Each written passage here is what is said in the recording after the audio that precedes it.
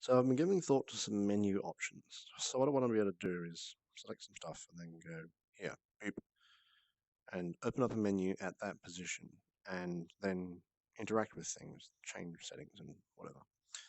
But this is tricky. Like the hand attached UI is good for some stuff. But it sort of takes you out of the moment. Like you have to go, it's a multi-step process. And one of the commenters on my YouTube video put it at an excellent point that it's just an extra thing you have to do. You have to go boop, and you hit your menu, and then boop again. Or it's a separate thing. I think I might keep the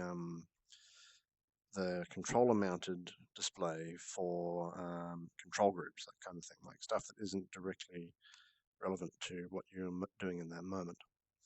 Um, but I had a thought for different menu options. Um, Man, that tracking is terrible. Let me turn to face the lighthouse.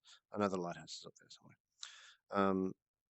So the options I've got are some sort of 2D box, like just a box that pops up at the location of the order. That's all right, I suppose. I mean, one thing developing for VR, interesting things is that there's so many possibilities. Like there's so much stuff that we can be doing, and to put things in a rectangle is, I think, it's just railroaded thought processes from having screens, 2D screens, because we've got like 40 years, 30 or 40 years of computer history involving 2D screens and how we design interactions for 2D screens.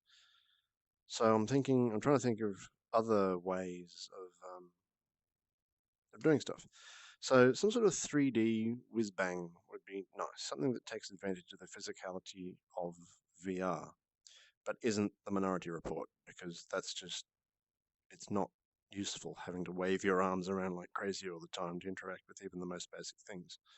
So I had a chat to some people on Discord, the Vive Discord, had an excellent discussion or two, and we swapped some ideas, and we had a look at the Hover Junkers system, whereby you can switch weapons by picking a point in space, and then you move your controller right or left or up or down to choose an option. So they've got, I'll insert a link here, but they've got an option. They've got 4 different weapon options, and depending on which cardinal direction you choose is what weapon you switch to. That works all right, but I found that if you've got your arm down by your side like this, and you press the menu button to bring up the weapon selection menu, when you want to choose the thing to the left, you move left and bang. You can't see it, but I'm hitting my leg. There's the boundary of my leg. And that only happens occasionally, but it does put the onus on the player to consciously choose a point in space where they want to open up the menu that has free space all around it. You're not going to bash into yourself or your other hand or whatever.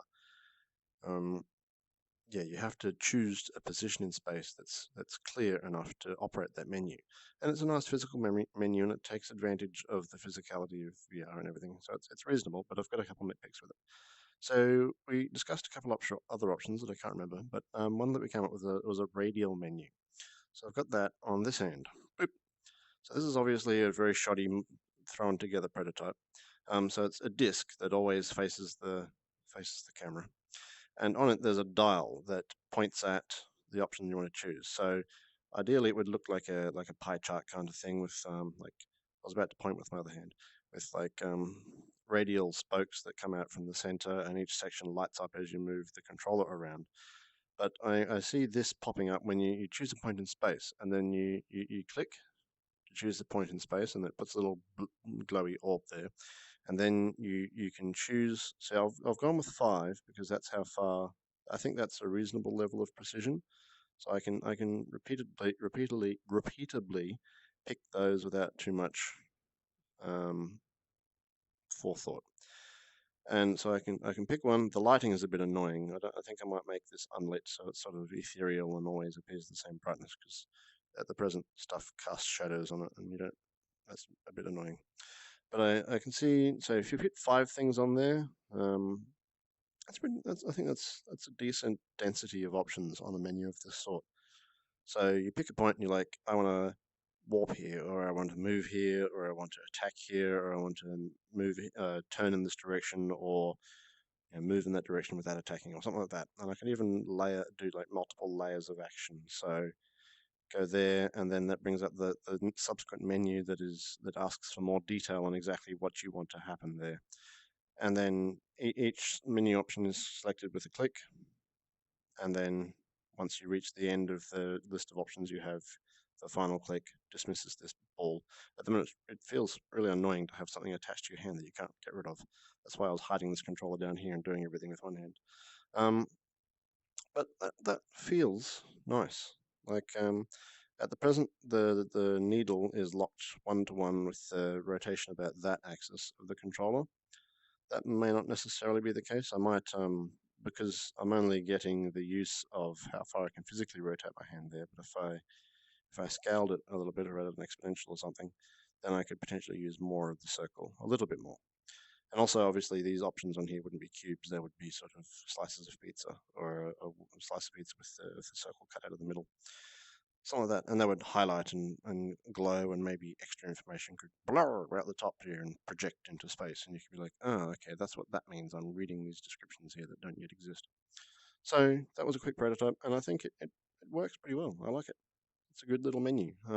It's a bit low density in terms of options per unit area, but I think I prefer it to the point at a menu because you don't need to bring up this hand and then align the two, establish a relative position, and then find the cursor and then track. You just click and then zoop. And because it's locked in orientation about this top is always up.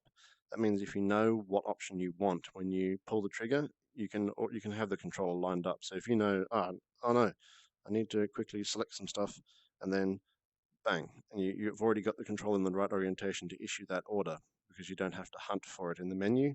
You know that straight up is that, straight to the right is that. So yeah, I think it's pretty good. Let me know what you think. Bye bye.